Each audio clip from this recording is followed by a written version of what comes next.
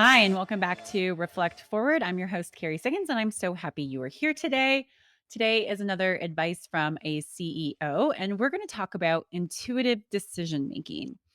So, everybody I think has said, "Oh, I have a gut feeling about this. I want to use my gut to make this decision." And sometimes this is really accepted, and a lot of times people say, "Oh, you should never make a decision based on your gut." And I think that the best decisions are made when you use both your conscious mind and your subconscious mind, your rational decision making and your intuitive decision making to think through and make choices, make trade-offs and ultimately make a decision. And I know not everybody might agree with me on this, but it certainly has worked for me. And I know lots of people are like, ugh, I always make better decisions when I listen to my gut. So I wanted to talk about this today because with the state of the world going on right now, as leaders, we are constantly having to make decisions with unknown outcomes. There's so much volatility in the world right now that it's hard to say this is the right thing. I know this very well as we're looking to really grow Stone Age aggressively, and we're looking at various growth strategies such as acquisitions and making various investments. And with the world being on the brink of World War III, it's like, oh, do I want to do this? Do I hunker down and make sure that I protect everything that we have right now? Or do we go for it? Inflation, right? Cash is king in inflation. Being really conservative with how you use your cash is important in inflationary times. But there's also really good deals to be had because people are scared. People are looking to exit their businesses, things like that. So I've been trying to think about the decisions that I have to make through the lens of rational decision making and what does my gut tell me. And so I wanted to talk a little bit about that today because I'm sure that you are faced with that quite often. And I just would like to talk through how I think through it and hopes that maybe it helps you. So, first of all, let's talk about what intuitive decision making is or what intuition is. So, psychologists define intuition as the immediate understanding, knowledge, or awareness derived from neither perception nor reasoning. It's an automatic, effortless feeling that often motivates us to act, says, oh, this is what we should do, or I don't know, makes us a little bit nervous, right? I have that pit in my stomach right now, right? That's intuition. But we don't necessarily know where it comes from. It feels like it's just sparked right then and there. And this is really our subconscious mind. So we know that there are two parts of the mind, right? Subconscious and conscious. The conscious mind is where we make rational decisions. It's where we pull information and data and logically go through the steps of decision making. Where intuition is all about our subconscious. When we are making intuitive decisions, we're really relying on that subconscious mind. Now, the subconscious mind isn't pulling things randomly, right? Your gut isn't pulling things randomly. Your intuition is based on something. Although a lot of people might think it's like woo woo spiritual stuff. It's not. It's actually pulling on what our brains are processing. So our brains are powerful information processing machines. And as we go through life and have experiences, we store this information in our subconscious and we use it for future decision making. We just might not necessarily know this. So we access this information when our brains need it most. Oh, I have to make a snap decision. And we do that because the brain is filing all this information in pattern schemes. So, really, it's like, oh, I saw this, I saw this, I saw this. Let's make a pattern of it. Now, it doesn't mean that our brains are properly patternizing. I don't know if that's a word, I just made it up. Properly patternizing this information, but that's ultimately what it's doing. And so, then when we need to make a decision and we want to draw from our subconscious mind, it's really our mind giving us this pattern recognition, pulling from past experiences, knowledge, memories, so that we can use that to make better decisions. And that's where that gut feeling comes. So I would argue that when you're making a gut decisions, it's not just based on feeling or emotion or something that you pull out of the air. It's really based on the logic that's created from your past experiences. You just don't realize it in the moment, which is why you're feeling like, "Ugh, I'm making a gut decision." So if you're like me, your gut shares just as much information with you as your rational mind does. And these feelings show up like, oh, I just know that this is the right decision. My gut's telling me this, or my heart is telling me this, or I have a pit in my feeling over this decision. Those are all your gut talking to you. That's your intuition. That's your subconscious mind. So, how do you tap into your gut to make these decisions, to your own intuition, and use it to help you make better decisions? So, this is how I do it. First, when I feel very strongly about something in my gut, I get really curious about where those feelings are coming from. Is this my head? This my heart? Where is this feeling coming from? Why am I feeling this way? Is it triggering something in me? Putting labels on emotions helps you be able to better understand where they're coming from and process them and use it to make better decisions rather than just going, oh, I just feel this way. I don't know why. And then going forward with a decision or a non decision, which is ultimately a decision anyway. So I ask myself a lot of questions about where this is coming from. I slow my breath down and I just ask, okay, tell me, how is this showing up for me?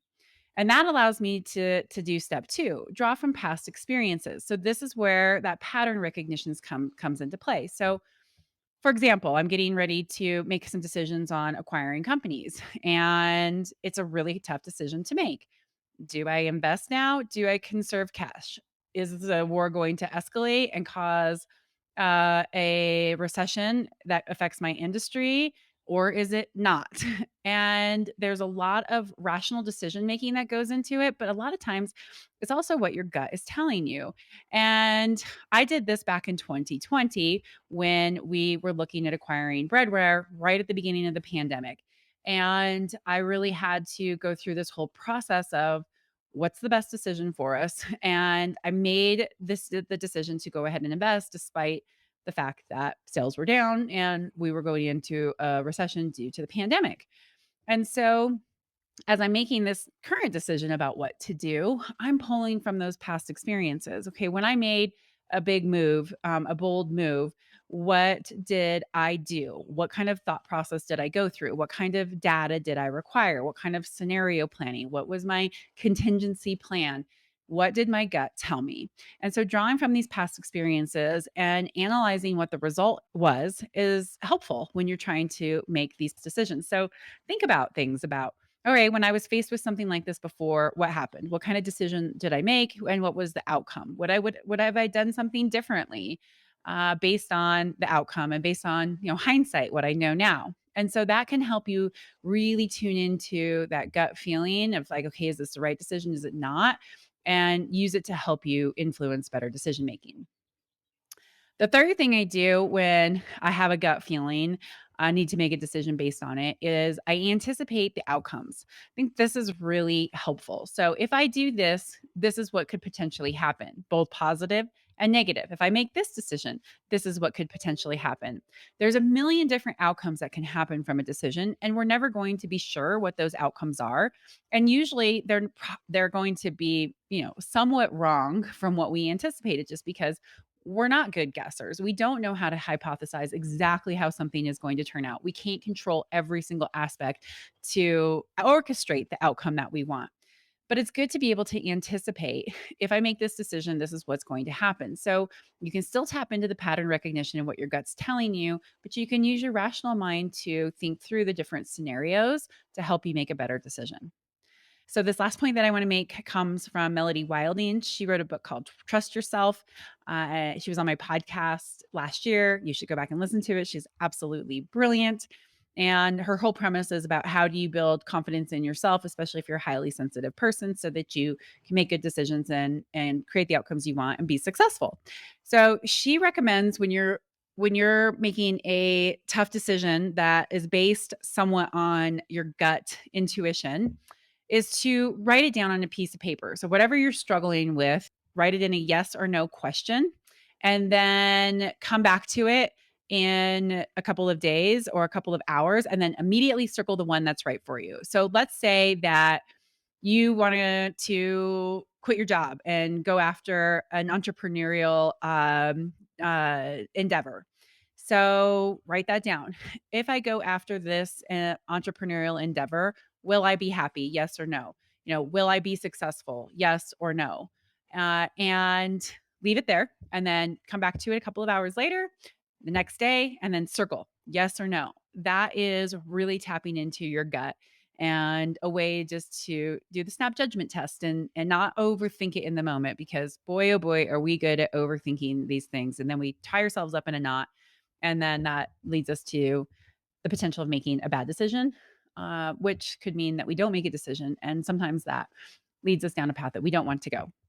So that's my advice on how to use your gut to make better decisions, combining your rational mind and your intuitive mind, your conscious and subconscious mind to make these decisions. So, number one, be curious about the feeling, ask questions where it comes from, put labels on those emotions that you're feeling to help you process it.